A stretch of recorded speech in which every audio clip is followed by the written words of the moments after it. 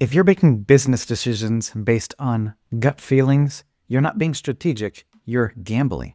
And every day you ignore your data, you're choosing emotion over profit.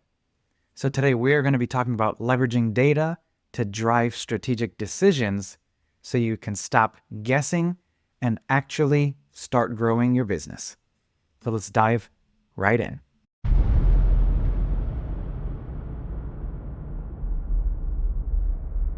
So your data holds the answers to your biggest growth questions: who you target, what you sell, and where to optimize.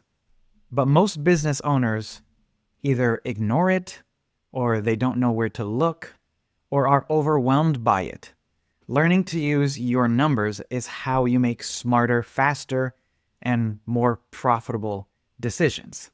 So hi, my name is Alex Neris, and today is Monday. So this is called Momentum Mondays. And the reasons behind all of these videos is simply to bring you value. That is it. I want to help you be able to grow and build a business that can grow and scale without you. Because what I believe in my heart, the true reason why we all became business owners and entrepreneurs is because we wanted to own a business and not have our businesses own us. We wanted freedom. We wanted more time. We wanted more money. Yet at some point, our businesses started owning us, and we at some point became slaves to a machine, and we have not been able to get out. So I am here to help you with just these videos that are going to be short, kind of to the point, but let's dive right back into your data.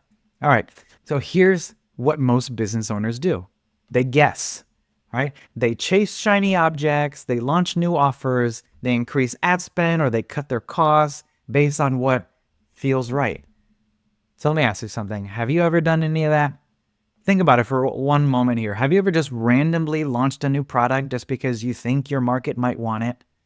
You know, you saw somebody else selling it, so you're like, oh, why not? I could do the same thing. Think about it. Have you ever just increased your ad spend because you thought that's the only way to get more conversions and more sales? Well, you know, I just have to invest more money in ads and marketing. And then how did that work out? Maybe it went up a little bit, maybe it didn't. A lot of people realize that just spending more money on ads does not automatically, generate more income. Because what I like to say is if you have a crappy process, just bringing more people and spending more money on your ads to send more people through your crappy process is not the most efficient way to grow. I would always, always, always suggest that you fix your process first before you spend more money on ads. But think about it. Have you ever just done anything because you thought that's what should happen next, what felt right? And then if you did, maybe you were stuck wondering then, why are you stuck in a cycle of inconsistent results? And constant course correction, always just having to put out fires, always having to change directions because that didn't work. So let me try something else, and that didn't work, and let me try something else. It's chaotic. There's no strategy behind it. So that's where your data comes in, because data is not just for analysts, all right? It can literally be the steering wheel of your business, directing you in the right direction. Because a car without a steering, I wouldn't get into a car without a steering wheel. You should always have a steering wheel so you know where to go, how to go there. And when you want to go in a specific direction, you just point it in that direction and you go. All right? So strategic decision making comes down to asking the right questions and then letting the data answer those questions for you. Instead of thinking, I think this will work, you move to the numbers. Show me exactly is and what's going to work. So a few things you need to look at when you're talking about your data. Number one is your customer behaviors. Ask, what channels are they coming from? Last week, we talked about the traffic gap analysis, where you lay out, product A, product B, product C, product D, or services, service A, B, C, and D. You list out all of your offerings in this column. And then as you move on throughout the rows, at the top you have Instagram, TikTok, Facebook, YouTube, blog, whatever. And then you chart out which every one of your products and where they're currently being marketed on, where you're generating content around, on which platforms for which products. And the best thing about this exercise is that you will find out that some of your products you are actually not marketing or creating content on certain channel avenues. Imagine, product A, you're on TikTok, Facebook, and Instagram, and then product B, product C, product D, you're only doing on your blog. Well, why aren't you also creating content for product D on TikTok, Instagram, and YouTube? And why is it only on your blog? So you're going to figure out ways and means that you could increase your traffic naturally and find out where your customers are coming from based on doing this one simple exercise. And then that will show you where you need to improve your content creation, your ad strategy, your marketing spend, where your customers are coming from, how they convert. A lot of times, different products, your customer markets, your customer segments based on your different products, they can convert in different ways. Some products you have to have a sales presentation for. You have to sit in front of your customers. You have to send them, and you should be A/B and split testing every single thing that you can just to find out which one actually works the best. Find out how your customers convert and where they drop off in your customer journey, in your sales process. Last week we also talked about your customer journey. And at sometimes there's steps in your customer journey where there is a time gap with communication as well, that your customers might sit idle for a few days without hearing from you. That's a bad sign. There should never be a time gap between when your customers are going to hear from you next, because then doubt will set in, and that could give your customers an opportunity to drop out of the sales cycle. Because now uncertainty sets in, they start second guessing themselves, they start second guessing you, because they just have no idea where they are. So there's time gaps. There also could be time gaps in your actual physical process. Person A gets a message that they have to do something, then they have to wait, or you have to wait for them to log into some computer system at the end of the day to then be able to print out a piece of paper and walk it over to somebody else's desk. Oh my God, that person's at lunch. Now I have to wait for this person. There's a time gap. There's sometimes hours, sometimes days. That's not good. Those are called friction points within your customer journey where people will drop off. Okay, so that's customer behavior. Start looking at all those things that we talked about, what channels they come from, how they convert, and where they drop off in your cycle.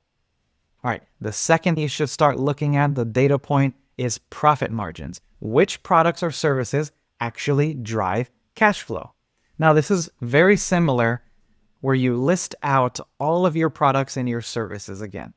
And then you find out what the profit margins are for that particular product. You go row by row, that particular product, what's the profit margin and how much of that actually contributes to your overall revenue.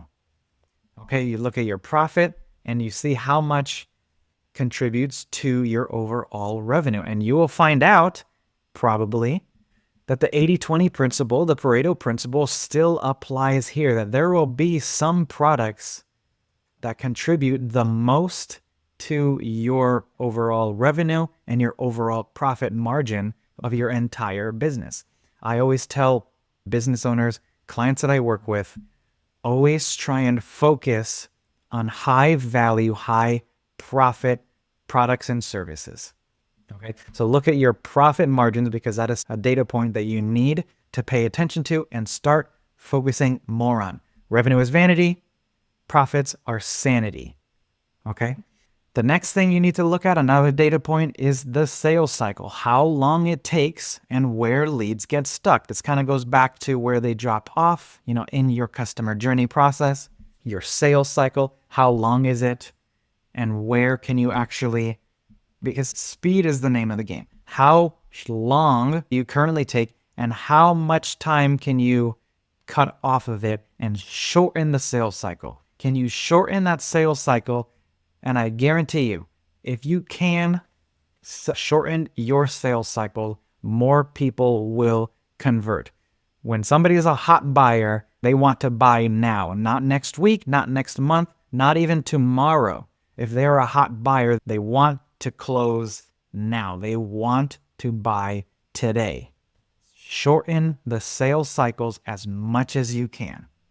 Automate a lot of the processes so we don't have to wait for A and B and C and D. If you could automate something, if you automate a process where it happens instantly rather than waiting for somebody on your team to do their job, sales and conversion rates will go up, guaranteed. All right. The next thing you need to look at is retention and churn. Are your customers coming back? Or are they leaving and never coming back? Are they bailing early? Are they leaving early throughout the process?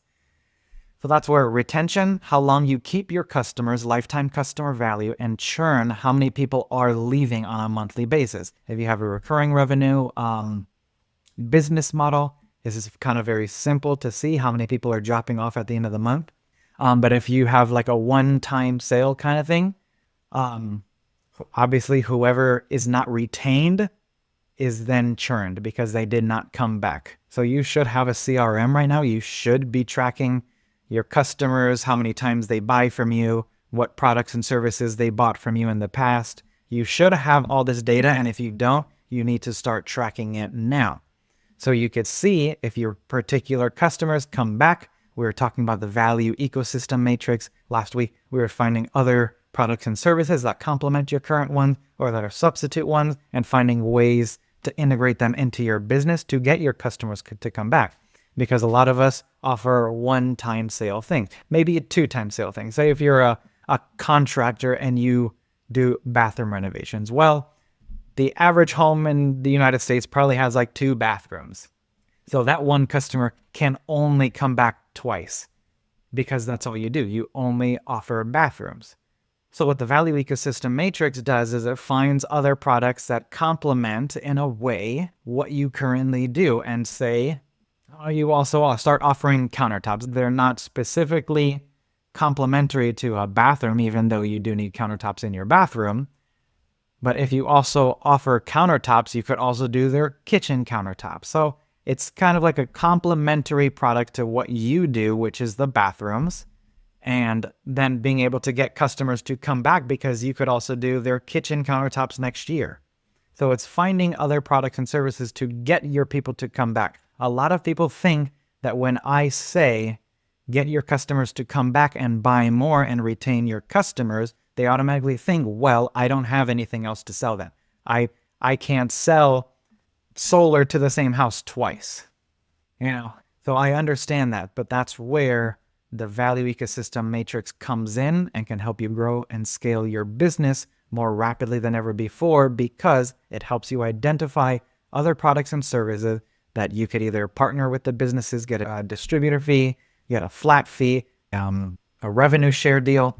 You could strategically partner with these other businesses to be able to grow your income at the exact same time that you're offering other products and services. You do not need to start them from scratch.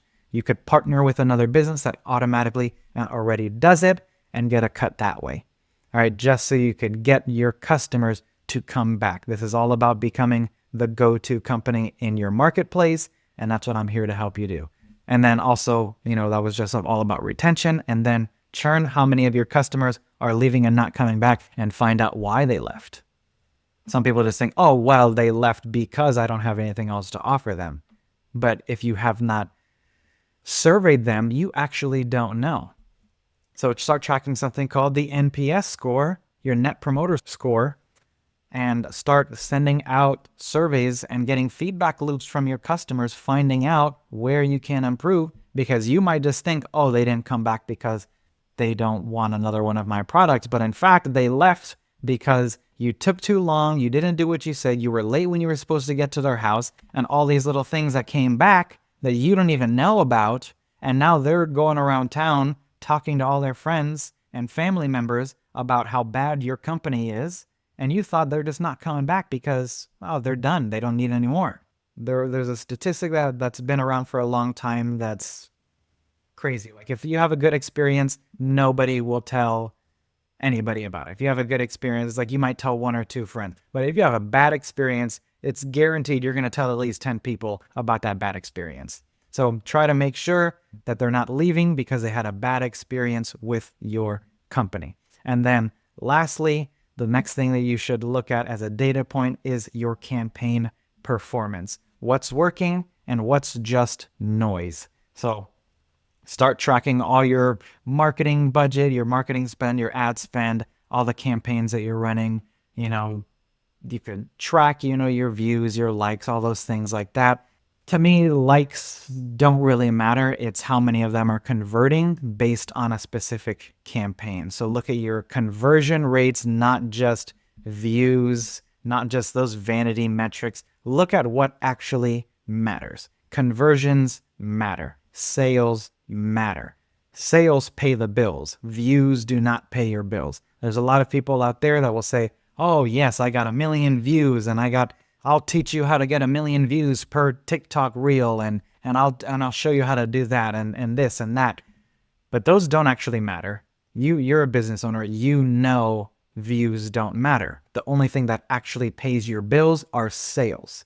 So yes, you could look at the other metrics, but really drive and push your company forward based on the metrics that actually work, that actually matter, which is conversion rates. So start optimizing your campaigns based on conversion rates, not clicks and not views, conversion rates. All right. Now, everything that we're talking about here, it's not just to give you more busy work, just create more spreadsheets and something to look at that I'm going to get bored with. And now Alex is giving me more work to do. No, this is all about clarity, and clarity gives you control over your business, and control is what makes your business scalable without you having to be there every single day, without relying 100% on you, the business owner, anymore.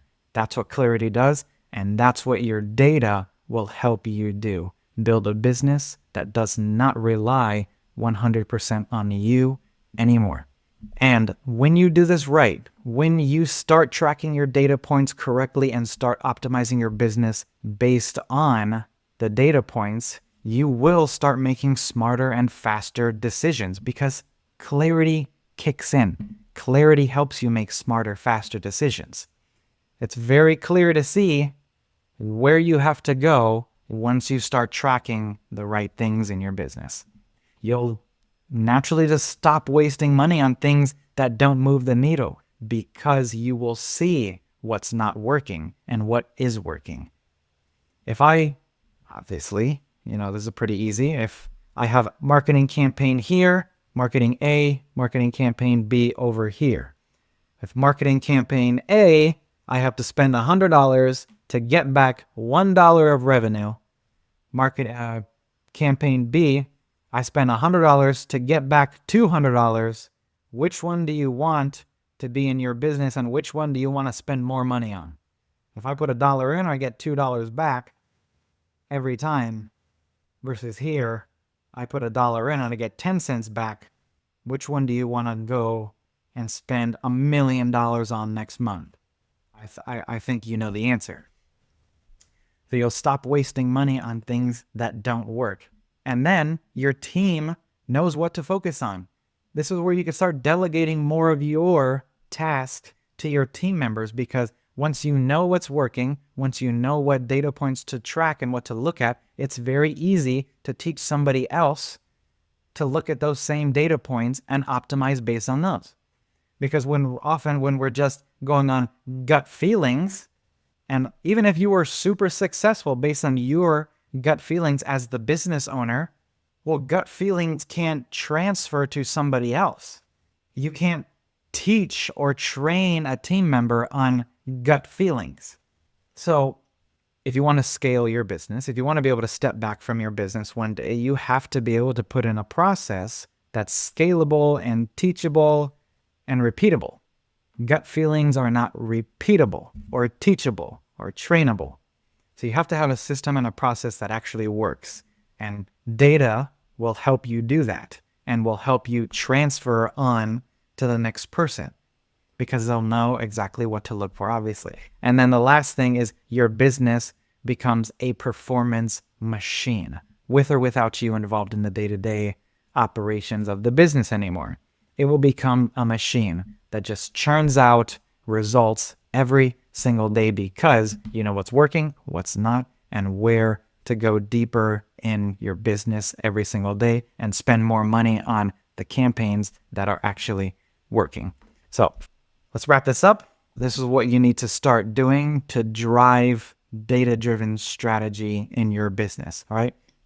Number one is choose 3 core metrics you want to improve this quarter. So profit margins, customer retention, cost to acquire a customer, whatever it may be, choose 3 core metrics that actually matter. Don't try to increase views on social media. Don't try to increase even clicks, so to say, because clicks also don't matter. Remember, conversions matter. So 3 metrics that actually matter. Number 2, track the right numbers weekly. Stop waiting for month-end reports. Get a simple dashboard or even a Google Sheet to review your key KPIs on a weekly basis. Number 3, ask, what is this data telling me to do? Don't just look at the numbers, use them to make decisions, okay? None of this matters if you actually don't make decisions based on the data. And then yes, it will just become busy work. If it's just busy work and you're not going to actually do anything about it, I don't want you to do it because it's not going to work. Tracking something and not using it doesn't make any difference. All right. I always like to say in health and fitness, buying the supplements don't help unless you take them. You know, buying it won't help. Buying that book and you don't read it won't help you. All right. Jim Rohn used to say, the book you don't read won't help.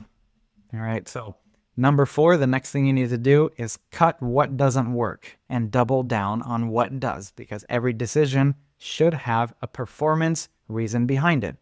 And then lastly, what I'd like you to do is create a habit of reviewing your data with your team. This is super, super important because if you're the only one that sees the numbers, you'll stay being the bottleneck in your business. And we don't want that anymore. We want your business to grow and scale without you. So you need to start going over your numbers with your team. Maybe not everybody. Pick a few key members to start going over your numbers with and explain what it is, what this means, what it does, what we can do based on it, and start brainstorming ways to optimize your business based on those numbers. Start doing that for a couple months, and then one day, maybe not even a couple months, if you have a really great team, you could then just have them start looking at the numbers and you could take one more step back. All right. So that's it for today. One last main point is guesswork kills scale, but data gives you leverage. All right. So that is it for today. I will ask you to follow. If you got some value from this episode today, just ask that you like and share it with your friends and subscribe to the channel, because every day, 6 days a week, I will be here with you trying to give you some value to help you grow and scale a business and a structure that won't break when you step back, that can grow and scale without you, because again, I believe that was the dream that we all believed in when we became business owners and entrepreneurs. All right. So until tomorrow, I'll see you there.